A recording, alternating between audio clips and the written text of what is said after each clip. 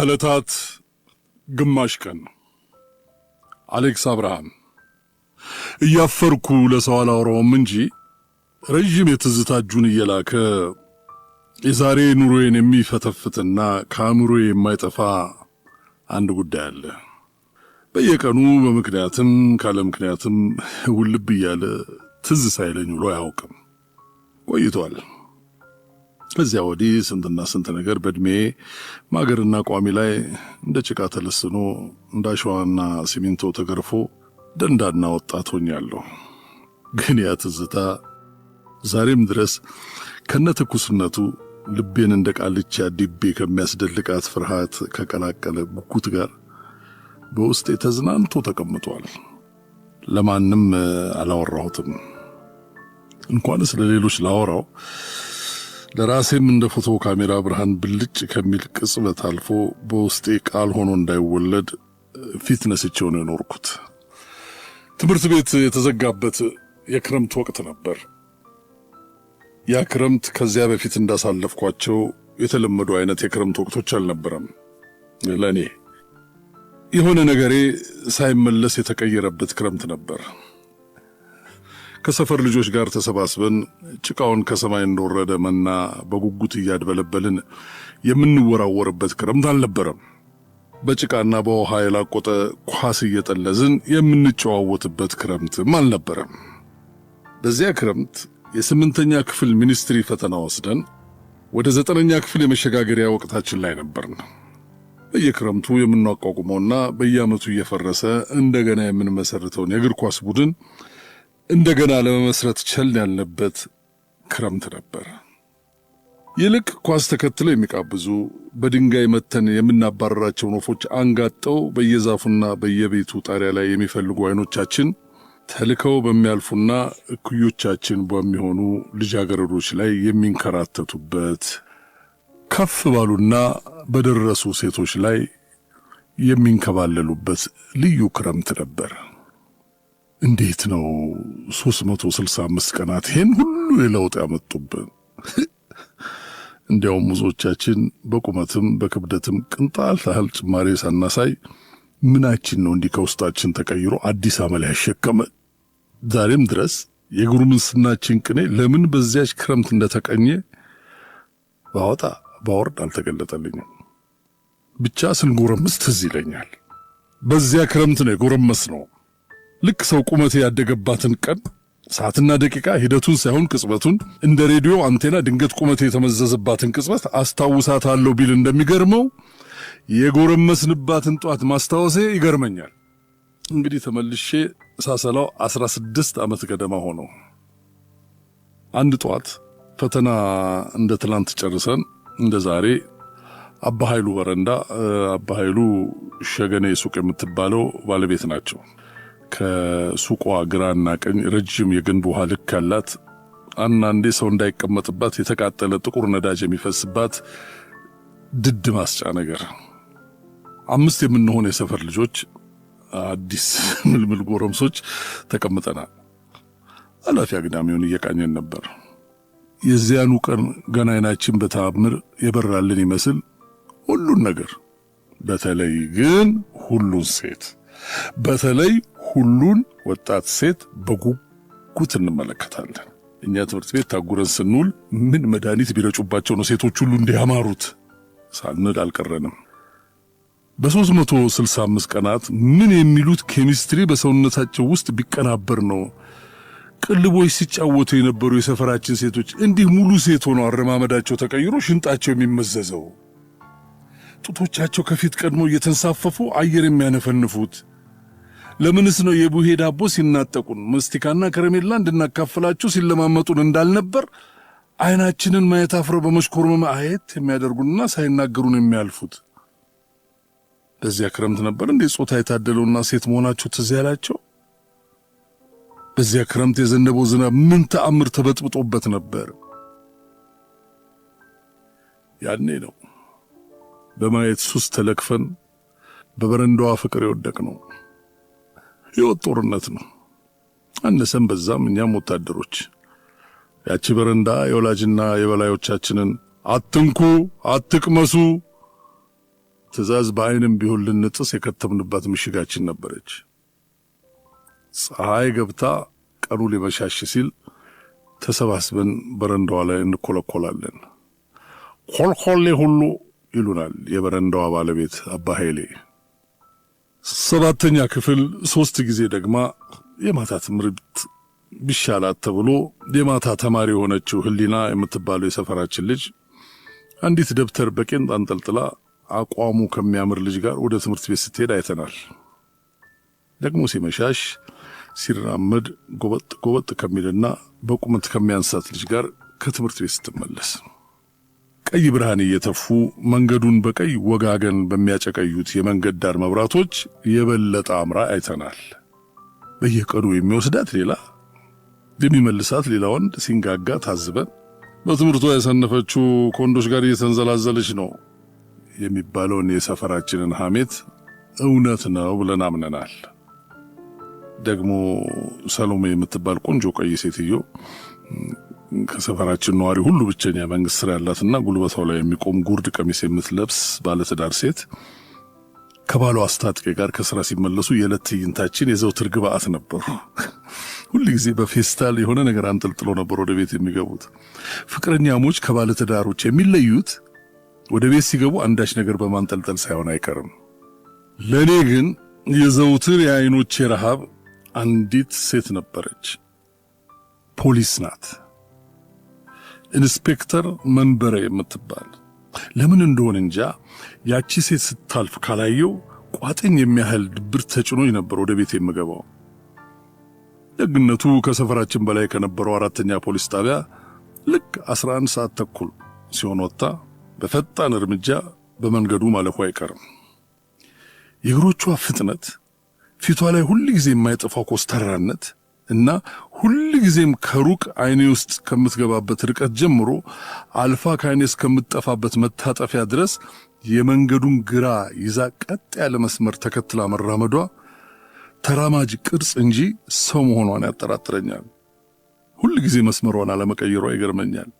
አንዳንዴ ለሕዝብ ተብሎ በተሰራው መንገድ ላይ ለሷ ብቻ ተብሎ ለሌሎች በማይታይ ስውር ቀለም የተሰመረ የሐሳብ ሐዲድ ያለ እስኪመስለኝ እርምጃዋ ዝንፍ አይልም። ሰዎች ሰላም ሲሏት ሁሉ ጊዜ ሰላም የሚሏት ሰዎች ይሽቆጠቆጣሉ። የእርምጃዋን ፍጥነት የፊቷንም ገጽታ ሳትቀይር እጇን ብቻ በፍጥነት ከፍ አድርጋና አንገቷን ሰበር አድርጋ ታልፋለች። ታዲያ ይህች ሴት እንደ ሰው እቤቷ ሄዳ አድራ የምትመጣ ሳይሆን እንዲሁ በዚሁ እርምጃ ይህችኑ መስመር ተከትላ ዓለም ጥግ ድረስ እየተራመደች ዙራ ጠዋት በዚሁ የምትመለስ ውደት ነገር ትመስለኝ ነበር። ኢንስፔክተር መንበረ ከብዙዎቹ ከማውቃቸው ሴቶች ረዘም ያለች የፖሊስ ጉርድ ካኪ ቀሚስ አንዳንዴም ሱሪ የምትለብስ ሁለቱም የሚያምርባት ቀጭን ወገባው ላይ ሰፊ ብርማ የብረት ዘለበት ያለው የሸራ ቀበቶ የምትታጠቅ ቀበቶ ላይ በግራ በኩል ሽጉጥ ከነማህደሩ የሚንጠለጠልበት ጸጉሯን ጠቅልላ ጀልባ የመሰለች የፖሊስ ኮፍያ ጣል የምታደርግ እድሜዋ ቢበዛ በሃያዎቹ መጨረሻ አሊያም 30 የሚሆናት ሴት ነበረች። መርማሪ ናት ይላሉ። ለምን እንደሆነ እንጃ የእግሮቿን ጥርት ያለ ጠይብነትና የፖሊስ ዩኒፎርሟን ንጽህና ስመለከት ያውም ከነማዕረጓና ከነሽጉጧ የፖሊስ ልብስ መልበሷን እያየሁ እንኳን ለኔ ግን ነርስ ትመስለኛለች። የምትመረምረው በሽተኞችን ይመስለኛል። እሷን ማየት ነበር ሱሴ። የሁላችንም ቤተሰቦች እዚያች በረንዳ ላይ መሰባሰባችንን አይወዱትም። ሄዱና አባ ኃይሌን በረንዳ ሙቁ እያሉ ይነጫነጩብናል። በተለይ የኔ እናት ተጎርምሶ ተሞተ፣ የማንም ዱርዬና ለመሰብሰቢያ በረንዳ ላይ መሄድን ታውብያለሁ፣ ኋላ እንዴት ነገር ሰማና ወርድ ከራሴ ትለኛለች። መልስ አልሰጣትም። ሲመሻሽ ከጓደኞቼ ጋር እዚያው ነኝ። የሱቋ ባለቤት አባ ኃይሌ አጭር ክብ የቴክሳስ ኮፍያ የሚደፉና ባለቀጭን ጥለት ነጠላ የማይለያቸው ኮስተራ ሽማግሌ ናቸው። ኮስተራ ብቻ አይደሉም፣ ነጭናጫም ጭምር ናቸው። ወርቃማ እጀታ ያላትን የምታምር ከዘራቸውን ክንዳቸው ላይ አንጠልጥሎ ሁልጊዜ አይመረኮዙባትም የሱቋን ዙሪያ ይቃኛሉ። በተለይ ከጎረቤት ጋር የምታዋስነዋን ድንበር በጥንቃቄ ነው የሚመረምሯት። በዚሁ ድንበር ብዙ ዓመት ፍርድ ቤት ተመላልሰዋል። ጉቦ ሰጥተው ነው ያሸነፉት እንጂ ሱቅ የተሰራበት ግማሽ ቦታ ጭምር የቅመም ሻጩ ጎረቤታቸው የጋሽ ውበቱ ድንበር ነበር እየተባለ ይታማል። አረ በሕግ አምላክ ወዲያ ሄዱልኝ እናንተ ልጆች፣ በሩ ላይ ተኮልኩላችሁ ገበያተኛው ቤት በኩል አልፎ ይገበያይ ይላሉ። ድምፃቸው ከዚያች አጭር ሰውነት የሚወጣ አይመስልም። አስገምጋሚ ነው። ላይናቸው አይወዱንም።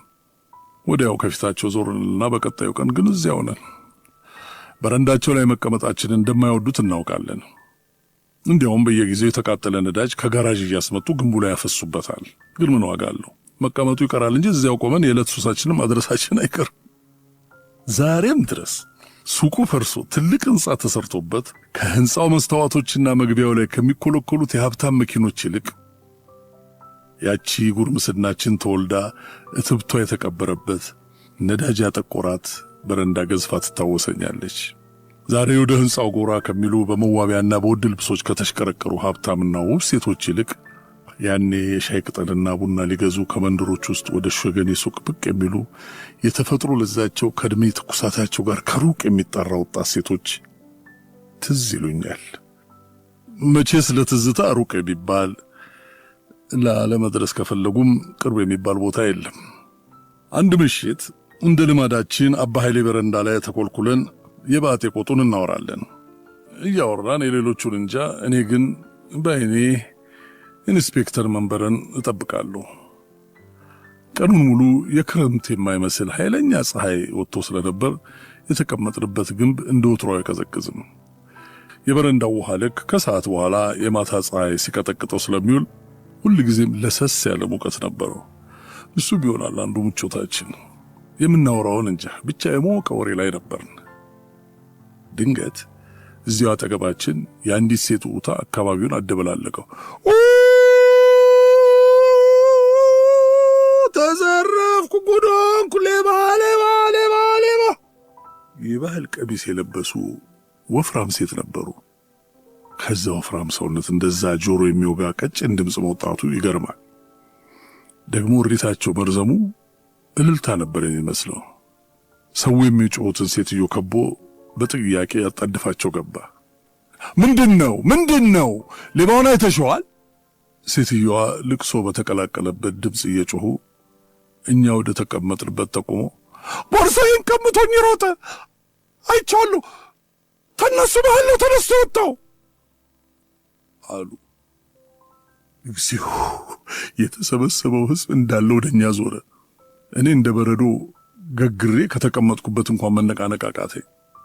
አንድ ሽበታም ሰውዬ ያዟቸው ወመኔ ሁሉ ብለው ፉከራ በሚመስል ድምፅ ሲጮሁ ጓደኞቼ እንዳንዳች ነገር ከጎኔ እየተስፈነጠሩ እግራቸው ወደ መራቸው ተፈተለኩ።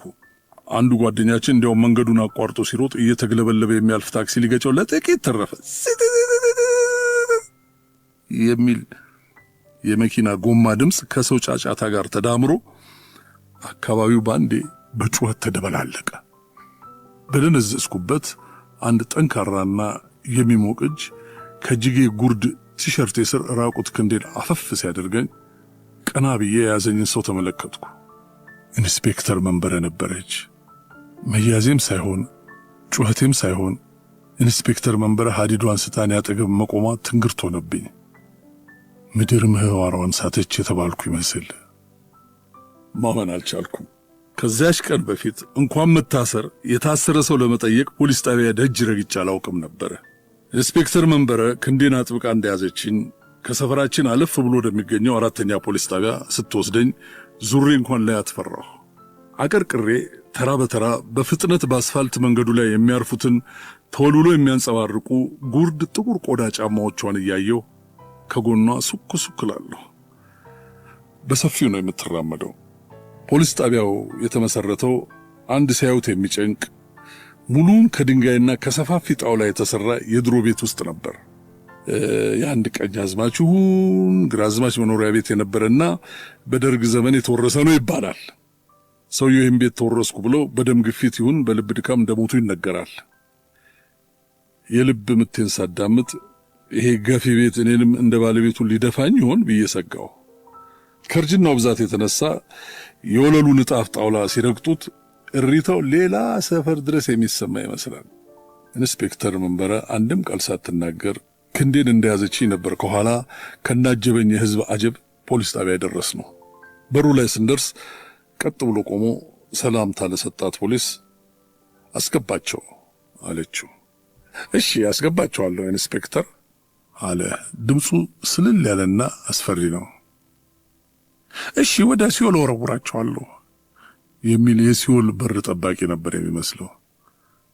እኔ ግን አስገባቸው ብዬ ዞር ስል ለካስ ብቻዬን አልነበርኩም። እስከ አድማስ የሚባል የሰፈር ልጅም ተይዟል። ፖሊሱ ከኢንስፔክተር መንበረ ተቀብሎ ከሷም በጠበቅ አያያዝ ክንዳችንን ጨምድዶ ያመናጨቀ በሚንቋቋው አሮጌ ጣውላ ደረጃ ቁልቁል ወሰደና ከዋናው ቤት ስር ያለ ሰፊ ክፍል ውስጥ ገፋ አድርጎ አስገብቶ ከውጭ ቆለፈብን። ይሄ ክፍል እኛ በደም ግፊት የሞቱ ሰውዬ ሲያሰሩት ለአንዳንድ ዕቃ ማስቀመጫ ብሎ ሳይሆን አይቀርም። ጣሪያው በጣም ቅርብ ነው። እጄን ብዘረጋና ትንሽ ዘለል ብል እነካዋለሁ። እንግዲህ የታሰርንበት ክፍል ጣሪያ የዋናው ቤት የጣውላ ወለል ነው። ሰዎች ከበላያችን ሲረማመዱ የሚከነክን ልም አቧራ ይራገፍብናል። ከታሰርንበት ክፍል በውጭ በኩል በር ላይ የተሰቀለው ፍሎረሰንት መብራት ነጭ ብርሃን ከበሩ በላይ ባለው ክፍተት ገብቶ ቤቱን በለስላሳ ብርሃን በከፊል ሞልቶታል። ነጭ ብርሃን ከበሩ በላይ ባለው ክፍተት ገብቶ ቤቱን በለስላሳ ብርሃን በከፊል ሞልቶታል። ብርሃኑ ከበላያችን ባለው የጣውላ ክፍተት ሽቅብ አልፎ ከላይ የሚራመዱትን ሰዎች ያሳያል። ብዙም ሳይቆይ ከፖሊስ ጣቢያው ውጪ በግምት በሩ አካባቢ ካለው መተላለፊያ ይመስለኛል የእናቴንና ተከትሏት የመጡ ጎረቤቶቻችንን የተደበላለቀ ድምፅ ተሰማኝ። ነቃ አልኩ። ይረጋጉ ማዘር። ኢንስፔክተር መንበረ ናት። እንዴት ነው የምረጋጋው? ልጄን እንደ ወንጀለኛ እያዳፋችሁ ስታመጡት ከቤት ወጥቶ የማያውቅ ልጅ በድንጋጤ ግጥም ብሎስ እንደሆነ እንዴት ነው የምረጋጋው? ልጄን አፈር ልብላ ትላለች እናቴ። ሙቼ ከመቃብሬ ውስጥ ሆኜ የማዳምጣት መሰለኝ። እንደዚያ እንግዲህ ንዝንዝ ጀመረችኝ ብዬ የሚሸሸው ድምጿ ብዙ ዓመታት እንደ ተራራቀ ሰው ናፈቀኝ። ከበላይ ጣውላው በበርካታ ሰዎች እግር ሲረገጥና ሲያንሳጥጥ የአገር አቧራ እንደ ዝናብ ሲዘንብ ይሰማኛል። የጣውላው ይህን ያህል መንጓተትና ሲታ የመንደሩን ሰው ከላይ የሚጨፍር ነበር ያስመሰለው። ችግር የለም ማዘር፣ ጉዳዩን አጣርተን እንለቃቸዋለን ትላለች ኢንስፔክተር መንበረ። ይመስለኛል ኢንስፔክተር መንበረ እናቴን ጨምሮ ሁሉንም ሰዎች ወደ ውጭ እንዲወጡ አድርጋ ተመልሳ ከአንድ ፖሊስ ጋር ዝቅ ባለ ድምፅ የሆነ ነገር ማውራት ጀመረች። የምትለውን መስማት አልቻልኩም። ለማዳመጥ ጓጉቼ ከበላይ ወዳለው የጣውላ ሽንቁር ጠጋ ብዬ ቆምኩና ሽቅብ በሽንቁሩ አይኔን ሰደድኩ። ፈጽሞ ያላሰብኩት ነገር ነበር የጠበቀኝ። የኢንስፔክተር መንበረ ጥርት ያሉ ጠይም እግሮች እስከ ታፋዋ ጥግ ከበላይ ቆሟል። ያንን የካኪ ቀሚስ በስሱ ባለፈው የፖሊስ ጣቢያው ፍሎረሰንት መብራት ደግሞም ከታችኛ ከታሰርንበት ሽቅብ ባለፈ ቀጭን ብርሃን ኪነታዊ ቅንብር ጠይም እግሮቿ ከጉርድ ወታደራዊ ቆዳ ጫማዋ ጀምሮ ጉልበቷን አልፎ ታፋዋ ብሎም የውስጥ ሱሪዋ ድረስ ቁልጭ ብሎ ይታያሉ። አንድ እግሯ ከጉልበቷ ትንሽ አጠፍ ብሏል። አንዳች የማላውቀው ንዝረት መላ ሰውነቴን ሲወሮ ተሰማኝ። ህልም ነበር የሚመስለው። እስር ቤት ነኝ፣ ያውም እንደ መቃብር በከበደና በሚቀዘቅዝ ምድር ቤት ውስጥ። እንዴት ነው እንዲህ የተቀናበረ በሚመስል ተአምር እንደ የእጅ ባትሪ በቀጠነ የፍሎረሰንት ብርሃን ያውም በሽንቁር ሽቅብ አልፎ እንዲህ ግራ የሚያጋባ ነገር የሚታየው? የኢንስፔክተር መንበረ የውስጥ ሱሪ ቀይ ነው፣ ደማቅ ቀይ። ቅላቱ እንግዳ ነበር፣ ሕይወት ያለው ቀለም። እግሮቿ ወደ ላይ ወደ ታፋዋ ቀላ ይላሉ። በተንቀሳቀሰች ቁጥር ብርሃኑ የሚያርፍበት የሰውነቷ ክፍል በጥላና ብርሃን ፍርርቆሽ እየተጫወተ በመጠየምና በመጥቆር መካከል እየተቀያየረ ይታየኛል። እግሮቿን ስትከድን ታፋዎቿ በስሱ ተነካኩ። አይኖቼ ከሽንቁሩ ሊነቀሉ አልቻሉም። የማይረሳ አንዳች ትዕይንት ነበር ንዝረት የቀላቀለ። ዛሬ ላይ ሳስበው ታዲያ የደቡብ አፍሪካው የነጻነት ታጋይ ኔልሰን ማንዴላ 27 ዓመት በታሰሩበት ክፍል መስኮት ይሁን ፉካ ተስፋቸውን የሚቀጥል ምን ነገር እያዩ እንደነበር ማን ያውቃል እላለሁ። መቼስ እስር ቤትም ቢሆን ሽንቁር ይኖረዋል። የሰው ልጅ ሁሉ ሽንቁር ደፍኖ አይችለውም። ሁሉም ነገር የሆነ ሽንቁር አለው። ሕይወት ድፍን አይደለችም። ሰው ራሱ ተስፋው በጨለማ ተከባ ተጀቡኑ እንደ ጥብኛ እሳት መሃል ቢጣል የከበበውን እሳት ይረሳ ዘንድ ሕይወት የተስፋው ኃይል የምታሳይበት አንዳች ሽንቁር አላት። ያጮለቅን እፎይታን ተስፋ እናደርግ ዘንድ። ይህ ትዕይንት ካለፈ ደቂቃዎች በኋላ አንድ ጥግ ቆሜ ትዕይንቱን እፍረት ባጠላበት የውስጥ መደናገር እየመላለስኩ ሳስብ አብሮኝ የታሰረው ጓደኛዬ እስከ አድማስ በተራው ወደ ሽንቁሩ አንጋጦ እየተመለከተ በፍርሃት በሚንቀጠቀጥ የሹክሹክታ ድምፅ ሊያስሩን ነው አለ። አልኩት ከሐሳብ ባንኜ። ከዚህ ወዲያ ምን መታሰር ሊመጣ ነው እያልኩ ወደ ሽንቁሩ እየጠቆመኝ ና ተመልከት አለ። ትከሻ ለትከሻ ገጥመን ወደ ላይ አንጋጠን ስንመለከት አንድ የቆመ ፖሊስ በከፊል አንድ ጎኑ ብቻ ይታያል። በሽንቁሩ ትክክል ሙሉ ለሙሉ የሚታየው ግን ያንጠለጠለው የእጅ ካቴናው ነበር። ታፋውን በካቴናው መታ መታ እያደረገ የሆነ ነገር የሚጠብቅ ይመስላል። ለምን እንደሆነ እንጂ አልፈራሁም። አንድ ከተማችን ውስጥ መንገድ ለመንገድ እየዞረ ወንጌል የሚሰብክ ጎልማሳ ነበር ድንገት ወደ አእምሮዬ የመጣው።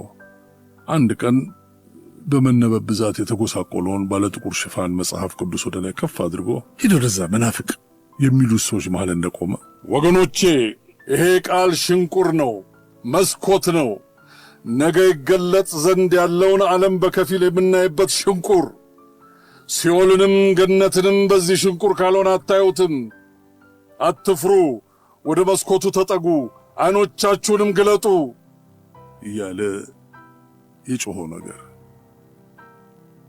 የዛ ሰው ንግግር ድንገት ዛሬ እንዲህ በጨለማ የተገለጠልኝ ያህል ደግሞም የማይታይ በማየቴ ሽው ከሚልብኝ የመቀሰፍ ፍርሃት በላይ ቅዱስ ሆኜ እስር ቤት የተወረወርኩ አይነት እንዲያው ከዚህ ከጎኔ በፍርሃት ከሚርበደበደው ልጅ ጋር ጮክ ብለን ብንዘምር የእስር ቤቱ ባር በተአምር እንደሚከፈት አይነት ውስጤን አንዳች ንጹሕ ደስታ ሲሞላው ይሰማኝ ነበር።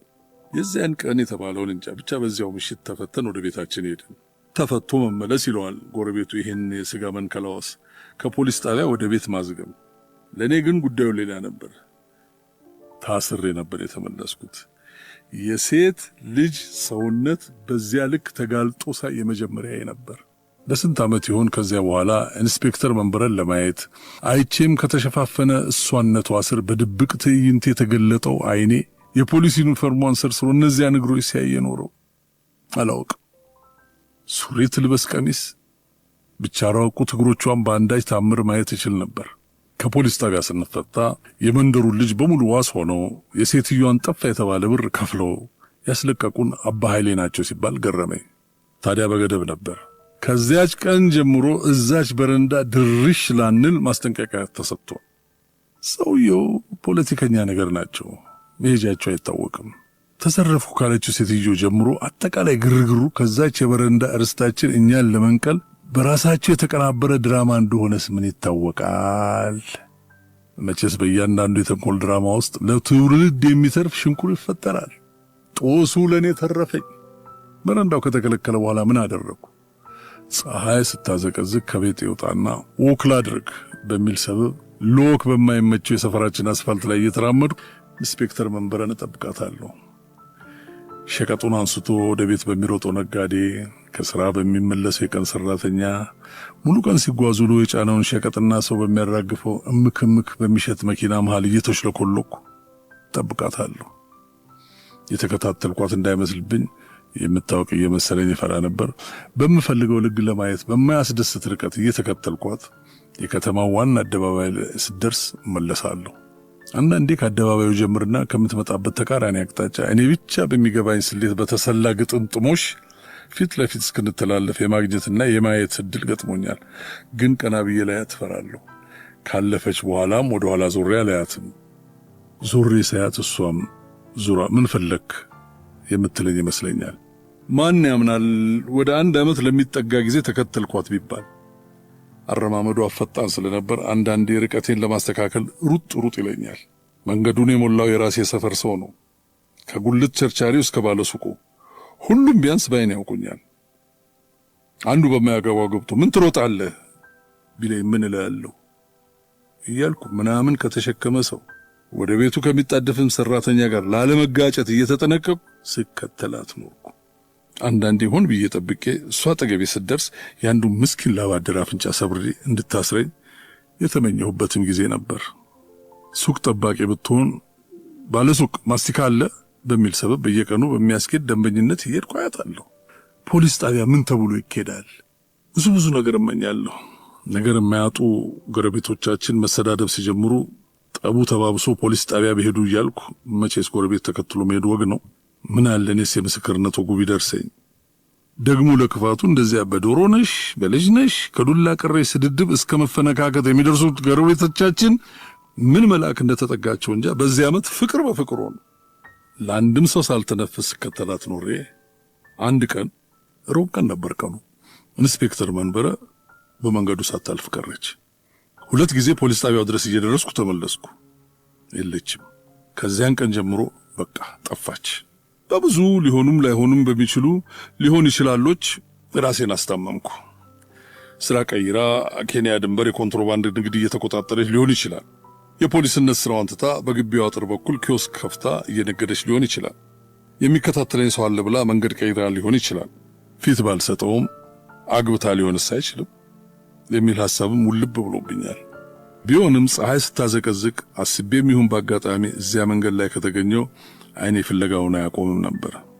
ከዓመታት በኋላ አደግኩ፣ በሰልኩ፣ ያለፈ ዘመኔን ድርጊት የሚመዝን አዋቂነት ላይ ደረስኩ በሚል እምነት ኢንስፔክተር መንበረን ስከተል መኖሬን ቂላቂልነት ነበር ብዬ ደመደምኩ። ትልቁ እኔ ትንሹን እኔ ለሰራው የቂል ሥራ ገሰጽኩ። ተራ የልጅነት ቂላቂልነት ግን ቂላቂልነቴ በብልጣብልጥ ግሳጼ ውስጥ ተዳፍኖ በሕይወት እንደነበር የገባኝ ወዲያው ነበር። አንድ ቅዳሜ ቀን እንጃው እየሄድኩ እንደነበረ ብዙ ጊዜ ታክሲ የምጠቀመው አክስቴ ቤት ስሄድ ስለሆነ ወደዚያ እየሄድኩ ሳይሆን አይቀርም። ከተሳፈርኩባት ታክሲ ውስጥ አንዲት ወጣት ልጅ ልትወርድ ባጎነበሰችባት ቅጽበት ከጠይም ገላዋ ጋር የተጣበቀ ቀይ የውስጥ ልብሷ ክፈፍ ውሃ ሰማያዊ ጂንስ ሱሪዋን አልፎ ብቅ አለና ጠፋ። ቅጽበት ነበር፣ ብልጭታ ግን ሰማዩን እንደሞላው ወጋገኑም ምድርን እንዳጥለቀለቀ የመብረቅ ብልጭታ። ልጅቱን አውርዶ መንቀሳቀስ የጀመረው ታክሲ ወራጅ በሚል ችኩል ድምፅ አስቆሜ ከኋላዋ በሰምሶማ ተከተልኳት። ልምድ ያለው ሴት አውል እንኳን በማይሞክረው ድፍረት ከኋላዋ ደርሼ ሰላም አልኳት። ትውቃችን ፈጣን ነበር። የሆነ ቦታ አውቅሻለሁ አልኳት፣ ግን ፈጽሞ አላውቃትም ነበር። ታውቀኝ ይሆናል፣ እኔም ባይና አውቃለሁ። እባክሽ የት? ቆየት ብሏል እኮ። የት? ብዙ ጊዜ ማታ ወደ 11 ተኩል 12 ሰዓት አካባቢ በሱቃችን በር ስታልፍ አይህ ነበር። ያ ልጅ አለፈ፣ ሱቅ እንዝጋ እንባባል ነበር፣ ሰዓታችን ነበር ብላ በሳቅ ተፍለቀለቀች። አያለው ሲሉ መታየትም ነበር ለካ። አሁን ግን ጠፍተሃል፣ አትታይም።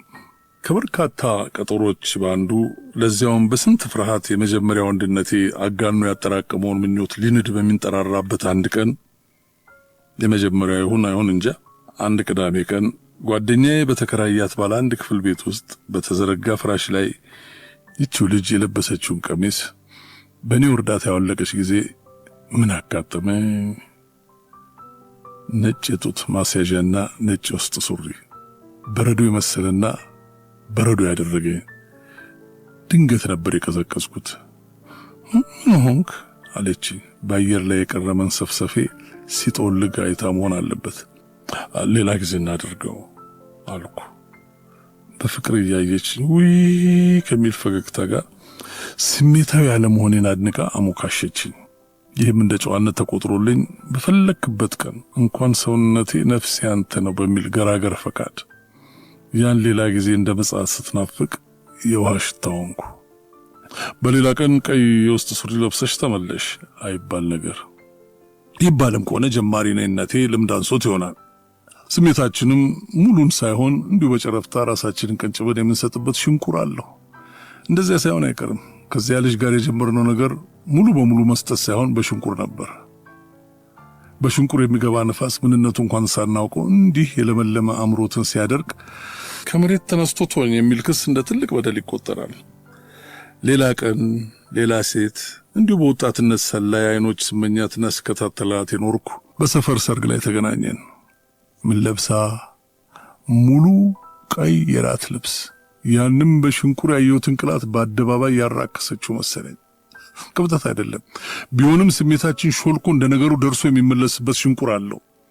ይችኛይቱ ሽንቁሬን አስፍታ ብር ያደረገችው ጋር ደርሼ የተመለስኩት እንደዚያ ሳይሆን አይቀርም። አንዳች ልክፍት ነገር ሳይሆን አይቀርም። ከቀይ የውስጥ ሱሪ ጋር የተቋጠረ አንዳች የልብ ምት ነገር አለ። አንዲት የመንደራችን አሮጊት ለሴት ልጃቸው የተመኙት ወንደላጤ ተከራያቸው አንዲት የገጠር ሴት ሲያገባ ተበሳይቶ ሙታንቲው ላይ ያስደግማበት ነው አሉ ይሉ ነበር።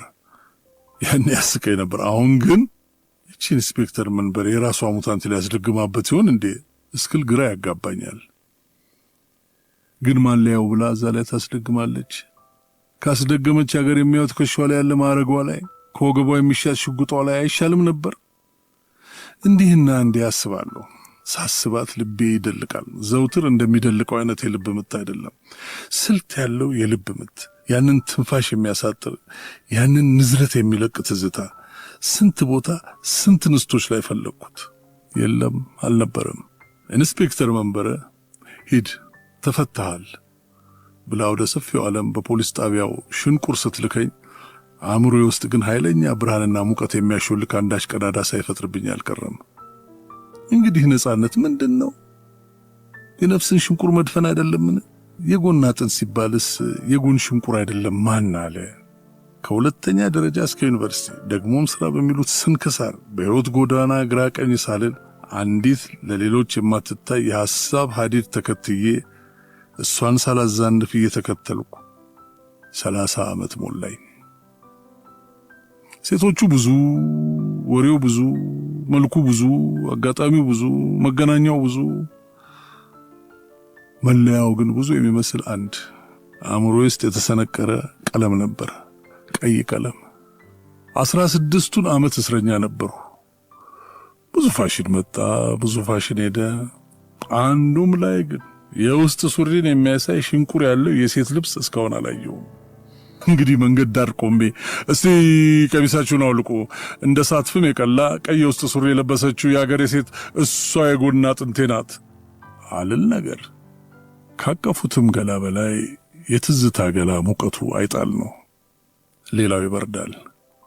በሽንቁር እንደሚገባ ኃይለኛ ነፋስ በቀስታ ቅዝቃዜና መንሰፍሰፍ ወደ ነፍሴ የሚያስገባ ሽንቁር ዛሬም አለ። ውይ እሱ ያያት ሁሉ ታምሯለች፣ ወረተኛ ነው ይሉኛል።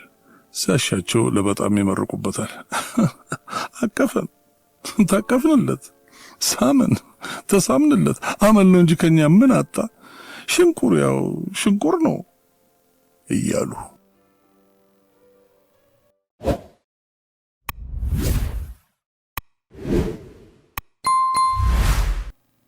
ከዕለታት ግማሽ ቀን አሌክስ አብርሃም በታላቁ አሜሪካ በግዙፍ ሰማይ ጠቀስ ሕንፃዎች ስር ሳልፍ በውብ መናፈሻም ራስጌና ግርጌ ስመላለስ ሰፋፊ መንገዶችና እንኳን በእግር ሄደውባቸው በዓይን አይተው በማያካልሏቸው ትላልቅ የገበያ አዳራሾች መሃል ወዲህ ወዲያ ስል ነፍሴ መደበቂያ የሚሆን አንዳች ሽኩቻ ፍለጋ ትራወጣለች። አፍንጫዬ ሁል ጊዜ ኢትዮጵያ የሚሸት አየር፣ ኢትዮጵያዊ የሚሸት ሰው ፍለጋ ይቀሰራል። በርገርና ፒዛ ቤት ገብቼ የዶሮ ወጥ ሽታ አለፈልፋለሁ። ግሬ የአሜሪካን ምድር ከረገጠበት ቀን ጀምሮ እየተነፈስኩ ታፈናለሁ፣ እያወራሁ ታፈናለሁ። ናፍቆት አይደለም፣ አለመመቸትም አይደለም። ኢትዮጵያዊነት በምስኪን ነፍስ ውስጥ የታሰረ ግዙፍ መንፈስ ነው። ይሄ መንፈስ አሜሪካ ይጠበዋል፣ ዓለምም ይጠበዋል። ለአንድ ኢትዮጵያዊ እንደ ጫማና እንደ ልብስ ተለክታ የተሰራች ብቸኛ የመንፈሱ ጓዳ በሚጠበው ዓለም ውስጥ ያለችው ሰፊዋ ኢትዮጵያ ብቻ ናት። ሌላው ሁሉ ይጠበኛል። ለዚህም ሳይሆን አይቀርም ባለችኝ ትንሽ ትርፍ ጊዜ ሁሉ ልክ እንደ እናት ማህፀን የምትሞቅ ከቤቴ ወደ 20 ደቂቃ መንገድ የምትርቅ ጠባብ የሀበሻ ሱቅ ውስጥ የማልጠፋው የአብሮ አደጌ የፋሲል ሱቅ ናት። ፋሲል አስማተኛም አርበኛም ይመስለኛል። ምኒልክ፣ አሉላ አባ ነጋ፣ በላይ ዘለቀም ይመስለኛል። አገሬን ከወራሪ ሰላቶ ማስጣል ብቻ ሳይሆን ተሸክሞ አምጥቶ ነጮች ምድር ያው መሃል ከተማቸው ላይ በክብር ያስቀመጠ አርበኛ ይመስለኛል። አንድ ሀበሻ አስቆሞ ኢትዮጵያ እንዳስየት ነው ቢለኝ የፋሲልን ሱቅ የምጠቁም እስከሚመስለኝ ለኔ ይህች ሱቅ በወርድም በቁመትም ትንሽ ኢትዮጵያ ነበረች። የጤፍ እንጀራ የሚቸረቸርባት መቸርቸር ብቻ አይደለም፣ ስለ እንጀራ ኬሚስትሪ የሚወራባት አብሲቱ በሙቅ ውሃ ተቀይጦ የእንጀራው አይን እንዲህና እንደዛ ሆኖ ሰርገኛ ጤፍ፣ ነጭ ጤፍ የሚባልባት፣ የሀበሻ ቡና የሚሸጥባት፣ የእሳት አደጋ ማስጠንቀቂያ ሳይጮህ ዕጣን በግርግራ የሚብለቀለቅባት፣ የጀበና ቡና በጤና አዳም የሚጠጣባት፣ ጥሬ ስጋ በፓውንድ የሚሸጥባት፣ ካለ ፈቃድ የሴት ልብስ መንካት ዘብጥያ በሚያስጥልባት አሜሪካ ባህሩ ቃኘ ያዝጇን የሚልባት ሱቅ፣ ጥላሁን ገሰሰ ፈልጌ አስፈልጌ፣ አስቴር አወቀ ሽሩሩ ፍቅር የሚሉባት ሱቅ፣ የማነበው ነገር ካለ እያነበብኩ እጽፍም እንደሆነ ላፕቶፕ ኮምፒውተሬን ከፍቼ በጭና ሀጁን አበሻ እየቃኘው በረፍት ቀኔ ከፋሲል ጋር ውላለሁ። አበሻ ይመጣል፣ ዶላር ወደ ቤት ይልካል። አበሻ ይመጣል፣ እንጀራ ይገዛል። አበሻ ይመጣል፣ ቡና ይገዛል። አበሻ ይመጣል፣ ለወጥ ቅመም ይገዛል። አበሻ ይመጣል፣ የሚከራይ ቤት ያለው ሰው ይጠይቃል። አበሻ ይመጣል፣ ፖለቲካ ያወራል። የአሜሪካ ፓስፖርት ተሸክሞ አገሩ አሜሪካ ከሽብርተኛ ጋር እዚያው በመካከለኛው ምስራቅ እየተፋለመችና በሚከፍለው ግብር ያመረተችውን ብዙ ቶን ቦምብ እያራገፈች መሆኑን የሚያሳይ ዜና ፊት ለፊቱ ባለ ቴሌቪዥን እየተላለፈ በወረቀት በተሰናበታት ኢትዮጵያ ውስጥ ሲኖትራክ መኪና ስለገጨው የመንገድ አጥር እየተብሰለሰለ በስሜት ያወራል። ሀበሻ ነዋ። አንዱ ይመጣል፣ ሱቋ ውስጥ የተለጠፈውን የምኒልክን ፎቶ እየገላመጠ እንጀራ ገዝቶ ይሄዳል። ሌላው ይመጣል፣ በወዲያ በኩል የተለጠፈውን የመለስ ዜናዊን ፎቶ እየረገመ እንጀራ ገዝቶ ይሄዳል። ሱቋ ውስጥ የሌለ የአገር መሪ ፎቶ የለም። ጥቁሩትም ምኑም መንግስቱ ኃይለማርያምን የሚያስንቅ ሀበሻ መጥቶ ይሄ ለንጨጫ ምን ብላችሁ ተጠፋችሁ ደግሞ ብሎ 2 ፓውንድ ስጋ አስቆርጦ በላዩ ላይ 10 እንጀራውን እንጥልጥሎ ይሄዳል። ሀበሻ በጤፍ እንጀራ ቀጭን ክር ላይ በሰልፍ የተሰካ የመቁጠሪያ ጠጠር ይመስለኛል። የተለያየ ግን የተሳሰረ፣ የተማረውና ከፍ ያለ ቦታ ካለው ሀበሻ ጀምሮ እስከ ቀን ሰራተኛውና የታክሲ ሾፌር ድረስ ወደ ፋሲል ሱቅ የማይመጣ ሀበሻ የለም። መናኸሪያ ነበረች። ወሬ ሐሜትና ፖለቲካ ይጦፋል። መረጃው ይጎርፋል። የሴራ ትንታኔው እየተነሳ ይጣላል። የድርና ቁብር ይሰበሰባል። ፋሲል ሱቅ ስቀመጥ አገሬን ትቼ ሄድኩ ሳይሆን አገሬ ራሷ ውስጧ እንደተቀመጡ እንደ አውሮፕላን ይዛኝ በራ እዚያ ያሳረፈችን ይመስለኛል። አብረን ያረፍን። እንዲያውም ከሱቋ ስወጣና የፈረንጅ ማት ወዲያ ወዲህ ሲል የተወረርን ነው የሚመስለኝ። የድሮን ጎምዛዛ ጣዕም አገር ቤት ጣጥዬው መጣሁ ያልኩ እኔ የህይወትን እውነተኛ ገጽ ያየሁት እንደ መስኮት ሁሉም በጨረፍታ በምታስቃኘው በዚህ ሱቅ ነበር። ደግሞ ምሬቱ እድል ፈገግ ካላለች በስተቀር ምድሩ ወጥመድ ነው። ስጋ እየደለበ ነፍስ አጽሟ የሚቀበርባት ምድር። የሚመጣው ሁሉ የከሸፈ ታሪክ ልብ ውስጥ አለ። የከሸፈ ኳስ ተጫዋች፣ የከሸፈ ሐኪም፣ የከሸፈ ኢንጂነር፣ የከሸፈ ከያኒ፣ የከሸፈ ባለስልጣን፣ የከሸፈች ቆንጆ፣ ሁሉም ነበርኩ የሚለው ትዝታ አለው። ታዲያ ድፍን ሀበሻ አሜሪካ ላይ ወገቡ እስኪቆረጥ ሰርቶ በሰዓት የሚከፈለው ድርጎ የላው ዋጋ ሳይሆን እዛ አገር ቤት ትቶት ለመጣው ለከሸፈ ትላንቱ የሚከፈል ካሳ ይመስለኛል። አንድ ቀን አንድ መላጣ ሰውዬ መጣ። እድሜው 50ዎቹን ያለፈ ቢበዛ 4 ዓመት የሚሆነው በምቾት ብዛት የተላጠ ብርቱካን የመሰለ ሕፃን ልጅ ያቅፏል። ያስታውቃል፣ ያቀፈው ልጁ ከብዶታል። በኋላ ሰውየው ራሱ ልጄ ነው አለኝ እንጂ የልጅ ልጁ ነበር የመሰለኝ። ሰውየው ከፋሲል ጋር የቆየ ትውውቅ ስለነበራቸው አረፍ ብሎ ወሬ ጀመረ። ያማርራል፣ ክፉኛ ያማርራል።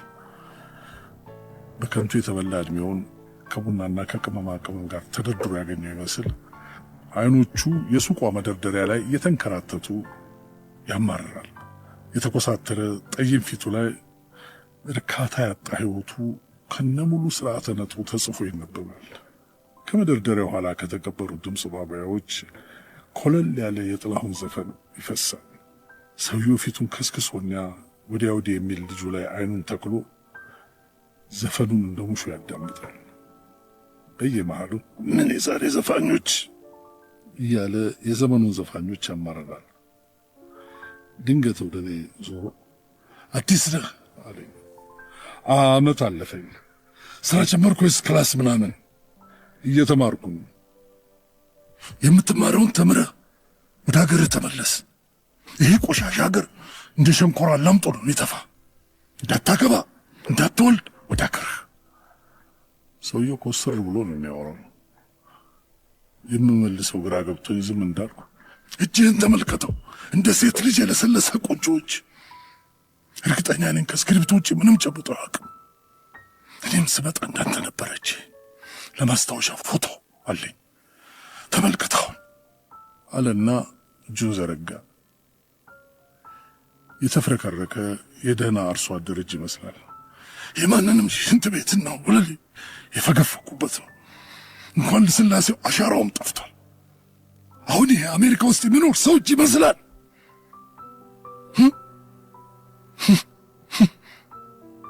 ብሎ የራሱን እጅ እያገላበጠ ተመለከተና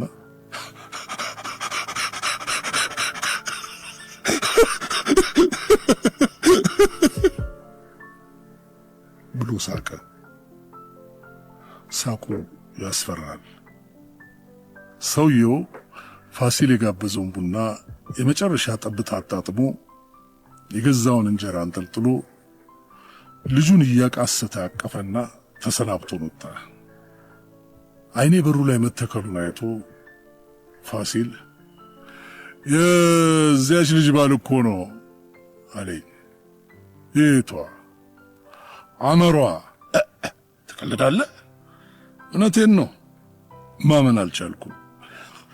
አነሯ የሚላት የሆነ ቀን ቡና ልትገዛ መጣ ያስደነበረችኝን ልጅ ነው። በጣም ወጣትና ቆንጆ ነች። አገር ቤት የመድረክ ቲያትር ስትሰራ አውቃትም አደንቃትም ስለነበር ከረጅም ጊዜ በኋላ ሳያት ደስ ብሎኝ ፈገግ ብዬ ሰላም አልኳት። ኮስተር እንዳለች አንገቷን ብቻ ቀለስ አድርጋ ዝም አለች። ይቅርታ አገር ቤት አውቅሻለሁ የእምባ ቀብድ የሚል ቲያትር ስትሰሪ ብዬ ከመጀመሬ ፊቷ ተቀያይሮ ይቅርታ እኔ ወንድም ስራ የለህም ብላኩም አደረገች። ትንሽ ክብደት ከመጨመሯ በቀር አሁንም ቆንጆ ናት። ፊቷ ግን አስፈሪ ነበር። አሁን ገና የአባቷን ሞት ያረዷት ይመስል ደህና ዋልሽ ቢሏት የሚዘረግፍ የሚመስል እንባ ያረገዘ አዘንተኛ ፊት፣ ምን ሰበብ አግኝቼ ባለቀስኩ የሚል ፊት። ብዙ አታወራም። ከዚያን ቀን በኋላም ብዙ ጊዜ ወደዚህ ሱቅ ስትመጣ ኮስተን እንዳለች የምትፈልገውን ገዝታ ነው የምትሄደው። ፋሲል መደንገጤን አይቶ እየሳቀ አስደነበረች አይደል አለ። ምን ሆና ነው እንደዚህ ያነር የሆነችው? በእናትህ ምስኪን ልጅ ነች። ባሏ ከቅርብ ጊዜ ወዲህ ታክሲ ምናምን ነበር የሚሰራው። በሆነ አክሲደንት እንዳይሰራ ታግዷል።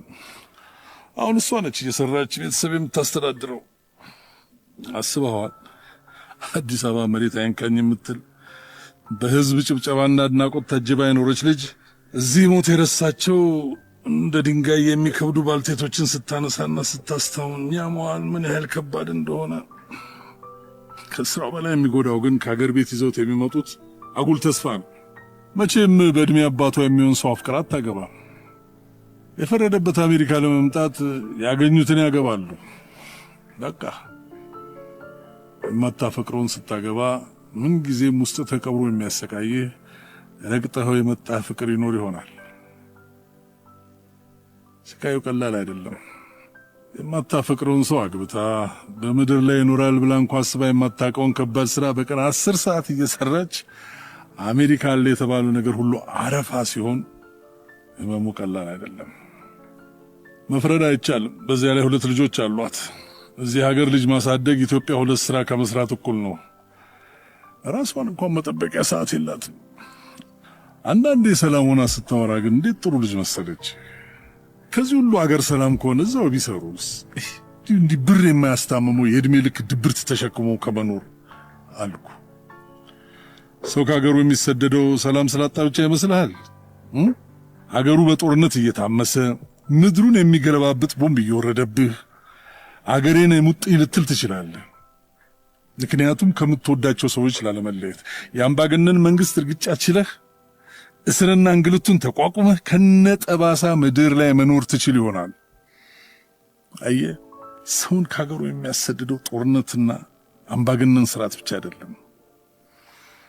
ድህነት ያስጨነቀው እናትህ ፊት፣ ረሃብና መታረዝ ያጎሳቆላቸው ወንድምና እህቶች ፊት ባይናገሩትም ድረስልን ሲሉህ ሻንጣህን ይዘህ እንድትሰደድ ያስገድድሃል። አይተህ የማጠግበው እናትህ ፊት ከአምባገነን ስርዓት በላይ ያስጨንቆ ወደ ስደት ሊገፋ ይችላል። ሂድና እርዳኝ የሚል ጎስቋላ ፊቷ ላይ እንባ እየጎረፈ በአንደበቷ አትሂድብኝ የምትልህ እናት ወደ ስደት ትገፋሃለች። አብሮ የሚበላ አብሮ የሚጠጣ የምትለው ጎረቤት በተራ የአውደ ዓመት ድግስ ፉክክር፣ በተራ የልብስና ጫማ ውድድር ወደ ስደት ሊገፋህ ይችላል።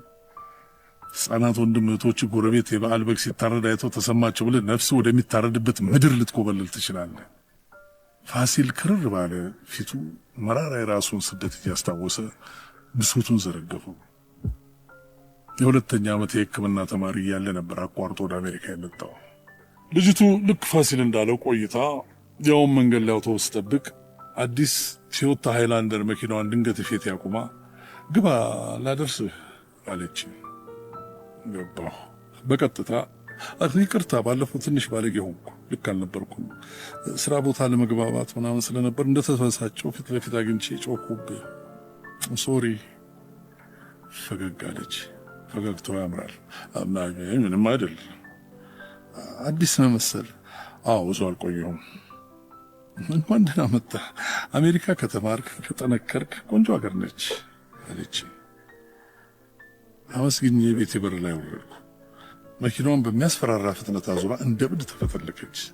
እዛ የብዙ ኢትዮጵያውያን ህልም የሆነ ዘመናዊ መኪና ውስጥ የከሸፈ ህልም ነበር። አብሽ አቤት ዶክተር፣ ሁነኛ ቁመቷ ዘለግ ያለ ቆንጆ ለሚስትነት የምትሆን ልጅ እግር ሴት አታውቅም? ታገባ አሰብክ እንዴ ዶክተር? አዎ ብቸኝነት በቃኝ። ከሀገር ቤት አንዲት ቆንጆ ጨዋ ሴት አግብቼ አረፍ ብዬ መኖር ነው የምፈልገው። ትክ ብዬ አየሁት። ከ30 ዓመት በላይ አሜሪካ ኑሯል። ብዙ ከመቆየቱ ብዛት አሜሪካን ያገኛት እሱ ነው የሚመስለኝ። በያፓ ጊዜ አሲምባ ወደሚባል ቦታ ዘምቶ ጓደኞቹ ሲደመሰሱ እሱ ተርፎ አሜሪካ የገባ ሰው ነው። ከዚያ በኋላ ፖለቲካ የሚባል ነገር እርግፍ አድርጎ ትቶ ፊቱን ወደ ትምህርት አዞረ። አንዳንዴ ግን እያገረሸበት ፖለቲካ ማውራት ሲጀምር ማቆሚያ የለውም። እዚያው ፋሲል ሱቅ ጓደኞቹ ጋር ሲመጣ ነው የተዋወቅነው። ጥሩ ሰው ነው። ጨዋታና ሳቅ ይወዳል። ስለ ፈታት ሚስቱ ማውራት ከጀመረ ጥርስ አያስከድም። እሱ እንደሚለው ከሆነ ሚስቱ ቀናተኛ ነበረች። ተሳስቼ በቲቪ አንዲት ቀጭን ሴት ካደነኩ ጠዋት ተነስታ መሮጥ ትጀምራለች። አንዳንዴ በልህ ረጅም ርቀት ሮጣ መመለስ ስለማትችል ደውላና ወደ ቤት መልሰኝ ትላለች። ሰው እንዴት መመለስ ወደማይችልበት ርቀት ይወጣል? ታዲያ ስለ ፖለቲካ ሲወራ በብስጭት ወደ እኔ እየተመለከተ ፖለቲካ ሸር ነው። ተመልከት፣ ከንጉሱ ጀምሮ የፖለቲካ ሰዓት ድሃውን እንጂ ከፍተኛ ደረጃ ላይ ያሉ መሪዎችን አቃጥሎ አያውቅ። ካላመንክ አንድ ባንድ እያነሳን እንጫወት። እዚህ ሀገር ተምሮና ተንደላቆ የሚኖረው ብዙሃኑ ግፋ በለው ሲል የኖረ ነው። መንግስቱ ኃይለማርያምን ያንን ሁሉ የድሃ ልጅ ማግዶ እሱ ዛሬ የት ነው? ዚምባብዌ ተንደላቆይ ነው። የኦነግ መሪዎችን ተመልከት፣ ወያኔዎችን ተመልከት። ምን ሆኑ? ኢትዮጵያ ውስጥ ሁሉም የእርስ በርስ ጦርነት ወጣቱን ነው የሚማግደው። ምስኪን ወጣቶች በፕሮፓጋንዳ ያበደ አለማስተዋል ነው። ወጣት አልዋጋም ካለ መሪዎች ሲጨባበጡ ነው የምታገኛቸው። አንዲች ብለው ስንጠራ ያነሱም እንዲች ብለው ንረደመጣጭ ስንት ጓዶቻችን በረሃ ላይ ቀሩ። ስንት ጂሶች እንኳን ጦርነቱ የፖለቲካ ወሬ ያደንዝሃል። ከዚህ ከበከተ ቶፈንቶ ራቅ። ተማር ተማር ተማር፣ አሁንም ተማር። ማንም መሀይም መተኮስ ይችላል። መግደል ጀብዱ አይደለም። ጅብም ሰው ይገድላል።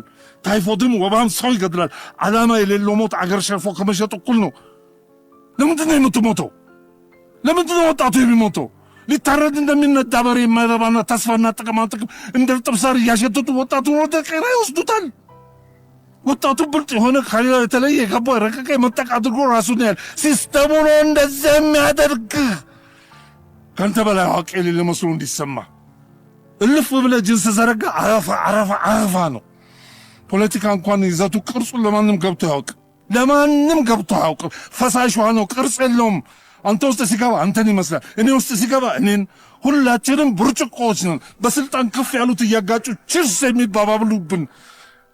በብስጭት ይናገራል። ሁል ጊዜም እንዲህ ካወራ በኋላ ሲጋራ ያጨሳል። ትምህርቱ በትክክል በምን እንደሆነ እንጃለት፣ ብቻ በሆነ የባዮሎጂ ትምህርት ዶክትሬቱን ይዟል።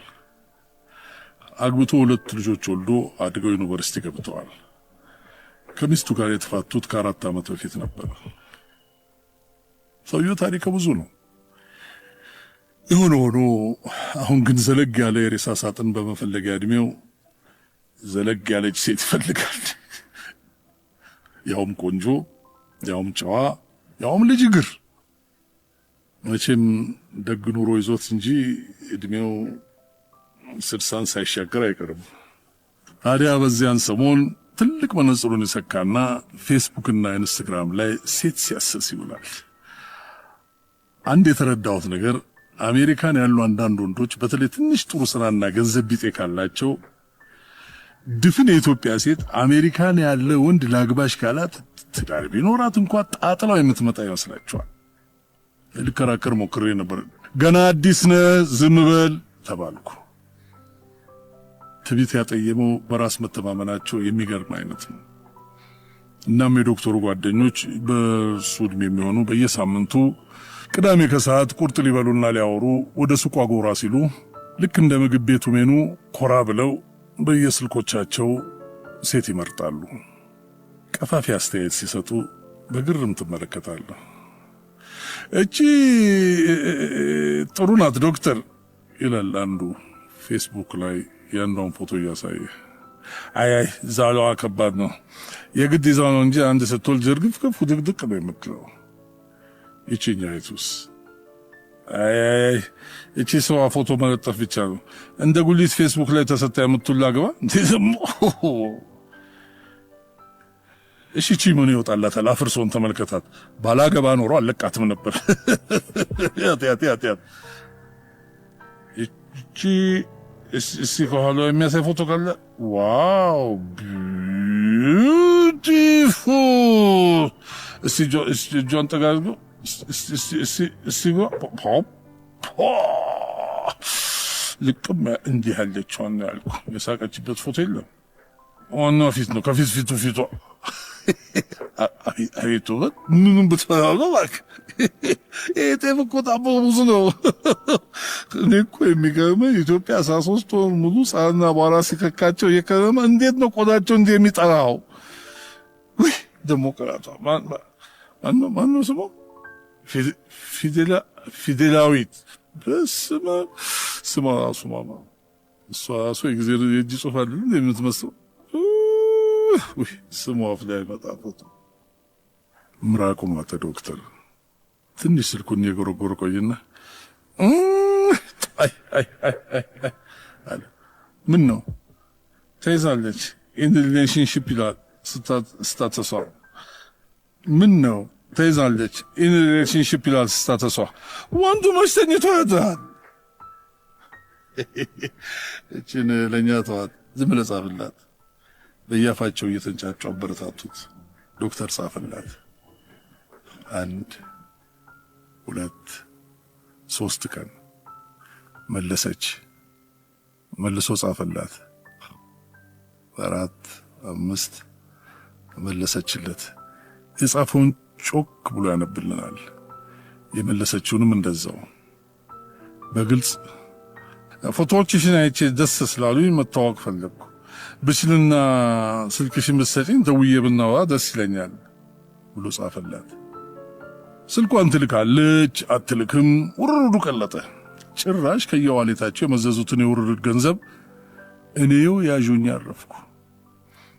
ትንሽ ውስጤን ጸጸተኝ። አንዲት ነገር ዓለሙን የማታውቅ በአዲስ አበባ ብልጣብልጥነት የህይወትን ማሳለጫ የምታቋረጥ በመሰላት ምስኪን የአገሬ ቆንጆ ላይ እጣ ሲጣጣኑ ማስጣሉ ቢቀር የውርድ ገንዘብ ያዥ መሆኔ ውስጤን እንደ አንድ ነገር ሲያቃጥለው ይሰማኛል። የወጋሪዎቹ ልብስ ጠባቂ ሆንኩ። 7 8 9 ስልኳን ላከችለት። የውርዱ ገንዘብ ጥሬ ስጋ ተቆረጠበት፣ ውስኪ ወረደበት። አብርሃም ና እንጂ ጥሬ ስጋ አልበላም። ማነሽ ጥበሽለት፣ ያዙ እስኪ እሉ አልጠጣም። ለስላሳ አምጪለት። 11 12 13 14 ምን እንዳላት እንጃ፣ ምን እንዳወሩ ዜሮ ዶክተር በደፈናው በቁም ነገር ያወራን ነው አለ። ከዛን ቀን ጀምሮ የዶክተሩ ጓደኞች ስለ ልጅቱ ሲናገሩ ቆጠብ ማለት እንደጀመሩ አስተዋልኩ። 15 16 17 18 19 20 ቀናት አለፉ። ገርሞኝ የፊደላዊትን የፌስቡክ አካውንት በአይነ ቁራኛ እከታተላለሁ። ትለጥፈዋለች፣ ፎቶ ትለጥፈዋለች። በምኞት የሰከረ ወንድ ከሚያጎርፈው ላይክ መሃል አይኔ ዶክተርን ይፈልጋል። አገኘዋለሁ። ላይክ ያደርጋል። ፈገግታው አንዳች የሚነዝር ውበት አለው። 1 ወር 2 ወር አይኔ ነው ወይስ እስከምል የፊደላዊት የፌስቡክ ስታተስ ተቀይሮ አረፈው። ሪሌሽንሺፕ የነበረ ወደ ኦፕን ሪሌሽንሺፕ ተቀይሯል። የሽማግሌዎቹ ባህሪ ቁማር ነበር። ተከፈተ አላልኩም፣ ገና ሲንግል ትሆናለች አለ አንዱ ሽማግሌ። ሌላው ይቀበላል። ሲንግል ምን አላት? ገና ድንግል ትሆናለች። አሜሪካ እኮ ነው ብራዘር።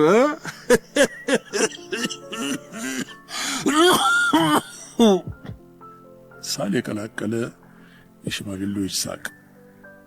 ፋሲልን ይህችን ልጅ ማስጠንቀቅ አለብኝ አልኩት። አንተ ምን ቤት ነህ? አርፈህ ተቀመጥ። እንዲህ ምንም አይሰማም። እቺ ልጅ ነገ መጣ እንደ አነሯ የስቃ ህይወት ውስጥ ብትገባስ? እዚህ አንድ ሐሙስ የቀረው ሽማግሌ ጋር ምንድነው የምትሆነው? ለምን ግማሽ ሐሙስ አይቀረውም? ሲጀምር ልጅቷ ራሱ ምቀኛ ነህ ነው የምትል። ወር እንኳን ሳይሞላት በሯን ስትከፍት አይገባህም እንዴ? አዲስ ነህ? እንዲህ አይነት ነገር ውስጥ አትግባ። እነዚህ በተንኮል ጥርሳቸውን የነቀሉ ሽማግሌዎች አንዴ ከጠመዱ ጥሩ አይደለም። ወዲህም ገበያን እንዳታዘጋ። ሄዶ አንዲት ቃል ቢተነፍሱ ሀበሻ እዚህ ሱቅ ዙር አይልም። ዝም አልኩ። ፊደላዊት ደወለች፣ ቤቢ ደወለች። ጉበጥ እያለ ወደ ውጭ ይወጣል ዶክተር። አይመለስም። ለሰዓታት ስልክ ላይ ነው። ቀናት ሄዱ፣ ወራት ተከተሉ። 2 3 4 ወር። ምን አገባኝ ብዬ መከታተልን ትቼ ከርሜ አንድ ቀን ሳላየው የቆየሁትን የፊደላዊትን አካውንት ተመለከትኩ። ጭር ብሏል። የለጠፈቻቸውን ፎቶች ሁሉ አንስታቸው ነበር። ምን በጣ ብዬ መመልከቴን ቀጠልኩ። ከረጅም ቀናት መዘናጋት በኋላ ስመለስ ስታተሷ ሲንግል ሆኗል። ደነገጥኩ። ፍቅረኛዋ በአደጋ ሞቶ መሆን አለበት አልኩ ለራሴ። ዝግመተ ለውጥ እንዴት ፈጥኖ ያውቅ? አዎ ዝግመተ ለውጥ እንዲህ ነበር። ዝንጀሮ መሰል ፍጥር ቀስ በቀስ ወደ ሰው ተቀየረ ያሉን መሆን አለበት። ቀን ከተሰጠው ዝንጀሮም ሰው፣ ሰውም ዝንጀሮ መሆን ሳይችል አይቀርም። ሰው ያገር ልጅ በረሃ አቋርጦ ተሰደዱ ሲባል ከንፈር ይመጣል። እግርማ በረሃን አቋርጦ ካለፈ ሰየው ነው። እንዲህ ልቦቻችን ውስጥ ያቆጠቆጠውን ሰውነት ፍቅር እውነት ጨፍጭፈን ዘላለም የማንሻገረውን በረሃ ልባችን ውስጥ ከመፍጠር የባሰ ከንፈር የሚያስመጥጥ ምን ሰቆቃ አለ? አንድ ምሽት ድንገት ዶክተሩ ደወለና ወደ አገር ቤት የምትልከው ቀለል ያለ ነገር ካለ ነገ ይዘና መሄዴ ነው አለኝ። የት? አገሬ ነው። ጉዳይ አለኝ። አልጠየቅኩም። ጉዳዩ እንዲሁ ይገባኛል። ቀናት ተቆጠሩ። ዶክተር ወደ ኢትዮጵያ ከሄደ ከ20 ቀናት በኋላ የፊደላዊትን የፌስቡክ አካውንት ተመለከትኩ። ሰው ዝም ብሎ እግዚአብሔርን ተስፋ ቢያደርግ መልካም ነው ከሚል ጥቅስ ጋር ረጅም ቬሎ ለብሳ ብቻዋን የተነሳችው የሚያምር ፎቶ ተለጥፏል። ቬሎዋን ሳይ ያንን ትኩስ ሰውነት በበረዶ ያጀሉት አይነት ሰውነቴ ቅዝቅዝ ሲል ተሰማኝ። እጅግ በጣም ብዙ የእንኳን ደስ ያለሽ አስተያየት ጎርፎላታል። እግዚአብሔር የቅኖች አምላክ ነው። ይገባሻል የኔ ቆንጆ። የአብርሃም የሳራ በሳምንቱ ከቤተሰቦቿ ጋር በወርቃማ ጥልፍ ያበደ ጥቁር ካባ ለብሳ በሹሩባዋ ላይ ወርቃማ አክሊል ደፍታ የማላውቃትን ንግሥት ሳባ መስላ ለምን እንደሆነ እንጃ እንደዚያ መሰለች የተነሳችውን የምላሽ ፎቶ ለጠፈች። በጣም ውብ ልጅ ነች። ያን ለታውኑ ከ10 በላይ የሚሆኑ ተደጋጋሚ የሰርጉ ፎቶቿን ለጠፈች። መንፈስ ያገባች ይመስል አንዱም ላይ የባሏ ፎቶ የለም። ፋሲል እየሳቀ የአንድ ሽማግሌ ፎቶ ባልብላ ለጥፋ አበሻ ለብር ነው ለቪዛ ነው እያለ አዛ አድርጋት እንዴ? ፋሲል እየሳቀ እና የአንድ ሽማግሌ ፎቶ ባልብላ ለጥፋ አበሻ ለብር ነው ለቪዛ ነው እያለ አዛ ያደርጋት እንዴ? ዋናው ማግባቷ ነው በቃ አለ። ከሰርግ የመጀመሪያ ቀን ጀምሮ ይሄኔ ባሉት ነገር እየታፈረ እንዴት ይኖራል እያልኩ ፎቶዎቹን እመለከታለሁ። አይኔ አንዱ ፎቶ ላይ አረፈ። አይኖቿ እንባ ሞልተው በሚያማምሩ ጣቶቿ አፏን አፍና እናትና አባቷ ፊት ለስንብት ቆማለች። ፋሲልን አሳየሁት። ወግናው ሲዳሩ ማልቀስ ብሎ እንደሚተርት እርግጠኛ ነበርኩ። ግን እንደዚህ አላለም። ቅሬታ ይሁን ሐዘን ባረበበበት ፊት የእምባ ቀብድ ብሎ ዝም አለ። የዶክተርን አካውንት ተመለከትኩ። ጭር ባለው የፌስቡክ አካውንቱ ላይ አንዲት አረፍተ ነገር በጎሉ እንግሊዝኛ ፊደላት ተለጥፋለች። ላቭ ኔቨር ጌትስ ኦልድ፣ ፍቅር አያረጅም።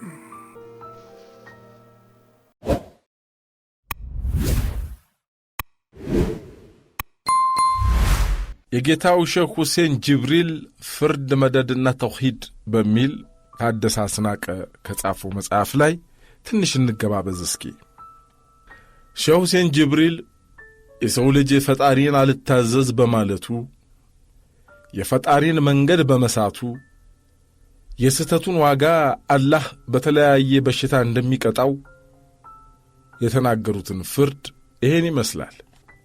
ዓለምን ተመልከት የት እንደደረሰ፣ ሰለጠንኩኝ ይላል በእጁ እየዳበሰ፣ ተስልጣኔው ምንጭ ገና መች ቀመሰ፣ ሕዝቡ እንደተኛ ነው መች ተንቀሳቀሰ፣ አላህ ዕውቀት ሰጠን ተጤፍ ዘር ያነሰ፣ የሚሠራው ጠፋው ሰው ተጨማለቀ ሰው ተበሳበሰ፣ ያወቅኩ ይመሰለው ተጫፍ የደረሰ፣ አላህን ረስቶ አቅጣጫ ቀየሰ፣ አልታዘዝ አለ እምሩን እየጣሰ፣ ታላህ መንገድ ወጣ ሁሉም ገሰገሰ፣ ዝርፊያና ጦርነት በዓለም ላይ ነገሰ፣ ትዳር እንደ ነውር ታየና ረከሰ፣ የዝምድና ገመድ ክሩ ተበጠሰ፣ መሬትና ገንዘብ ሕዝቡን አጫረሰ፣ ሰው ያላህን ትእዛዝ መጣ እያፈረሰ፣ አየው አየውና እንዳልተመለሰ አላህ በሕዝቡ ላይ እዝነቱን ቀነሰ። ምን አይነት ዘመን ነው የተልከሰከሰ፣ በሰባራ ምጣድ በገል የታመሰ፣ ወይ ጨርሶ አልጠራ ወይ አልደፈረሰ፣ እየገፋ መጣ ነገሩ እየባሰ፣ ሕመሙ እየበዛ ጤና እየቀነሰ። ምን አይነት ሽታ ነው ምኑ ተነፈሰ፣ ዛር አይሉት ወይ ልክፍት ዓለምን ወረሰ።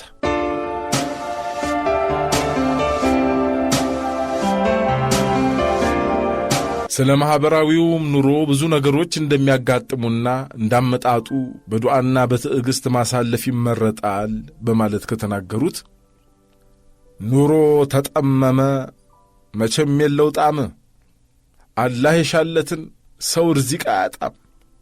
ድሃ በመሆንህ አላህ አይቈጣም፣ አርሶ ያመረተ በራብ አይፈታም። ውሃ ቁልቁል እንጂ አሻቅቦ አይወጣም፣ የባሰ ቀን እንጂ የተሻለ አይመጣም።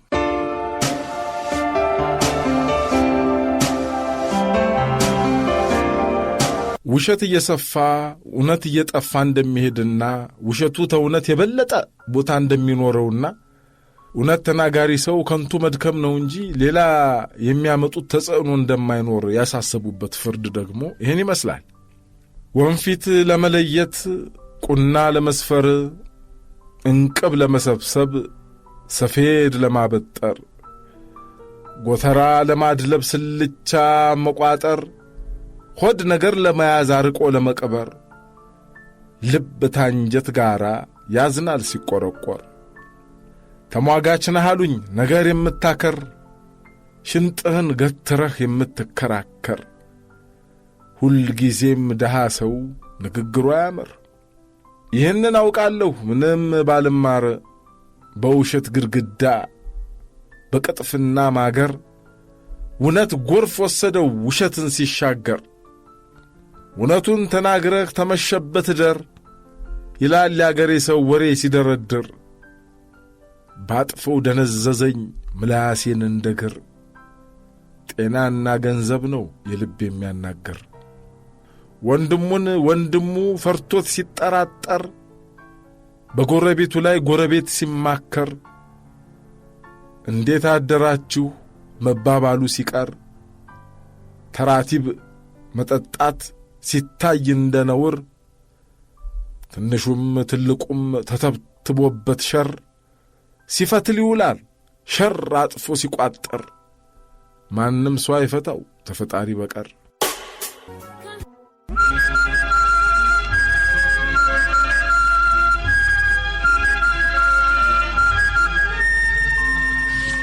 የተሸጡት አባት በአውሮፓ ክርስቲያኖች ዘንድ የታወቀ አንድ የአራተኛው መቶ ክፍለ ዘመን ታሪክ አለ። ድሆችን እጅግ የሚወድ የተቸገሩትን ለመርዳት ምንም ነገር የማያግደው ከራሱም አብልጦ ለሌሎች የሚሞት አንድ ሰው ነበረ። ይህ ሰው በበጎ ምግባሩ የተነሣ ስሙ ተረስቶ እሁ ቅዱስ ቅዱስ ወንድም እየተባለ ነው የሚጠራው። በታሪክ ድርሳናትም የተመዘገበው በዚሁ ስሙ ነው። ሰርቶ የሚያገኘውን ምንም ለሌላቸውና ለምነው እንኳን ለማግኘት አቅም ላነሳቸው በመስጠት የታወቀ ነበር። አንድ ጊዜ የሚሰጠው ነገር አጣ። ብዙ ችግረኞች ደግሞ መልካም ዜናውን ሰምተው ጥቂት ነገር ለማግኘት ወደ እርሱ ዘንድ መጡ። ምን ይስጣቸው? የሚያያቸው አካል ጉዳተኞችና አረጋውያን ሌላ አማራጭ የላቸውም። ብዙዎች ገንዘቡን ከጨረሱ በኋላ ከሩቅ አገር ሳይቀር በመምጣታቸው አዘኑ። መመለሻ እንኳን የላቸውም ነበር። በመጨረሻ እሁ ቅዱስ አንድ ውሳኔ ላይ ደረሰ። እኔን ሽጡኝና ተካፈሉ አላቸው። እነዚያ ችግረኞችም ምንም አማራጭ ስላልነበራቸው እርሱም በባርነት ሸጡትና ገንዘቡን ተከፋፈሉ። ይህ ታሪክ በታሪክነቱ ሲወሳ የኖረ ነው።